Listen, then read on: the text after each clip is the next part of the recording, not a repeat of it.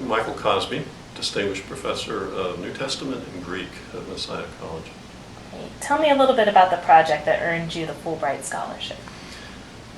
In 2009, I published a book on the Apostle Paul called Apostle on the Edge.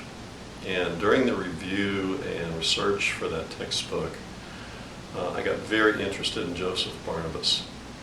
Mostly people remember Barnabas for selling a plot of land and giving it to the apostles in Jerusalem to distribute to the poor. And they also associate him with being the Apostle Paul's traveling companion during his missionary journeys. What they don't realize is that Barnabas was most likely one of the 5 most significant leaders of the early church, and that Paul was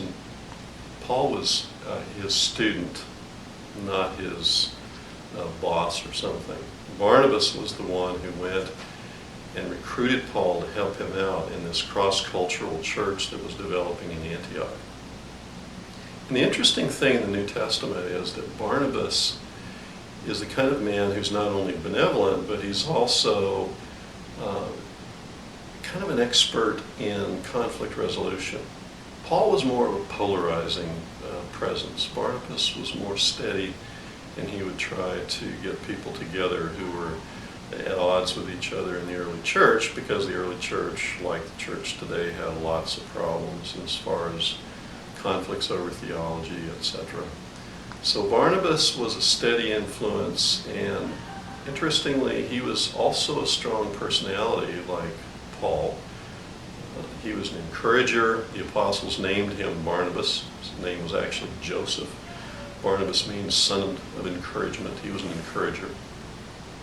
And he was so encouraging that John Mark, who went out on Paul and Barnabas in the first missionary journey and returned back to his mother in Jerusalem, Barnabas wanted to give him a second chance. Paul said no.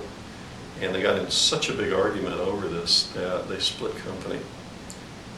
Barnabas, we don't really know much about what happened to him. Paul went on, of course, to become one of the most significant figures in church history.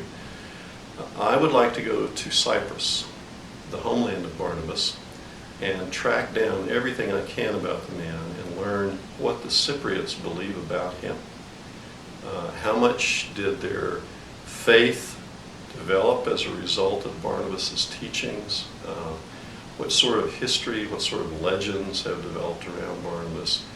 And after tracking all that down, I want to bring that material back and publish a book.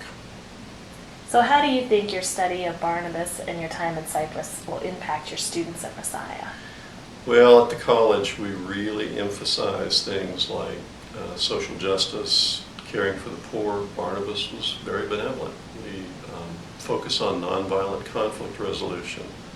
Barnabas very much was into that. So I think his example would be excellent in terms of what we stand for at the college. And so I want to bring that information back. Whatever it is I discover, I have to evaluate ancient inscriptions, artwork, how is Barnabas depicted in frescoes, etc. And I want to bring that back and deliver some public lectures, and I'm real sure that examples of things that I learned during that 4 months in Cyprus will enter into the classroom a good bit.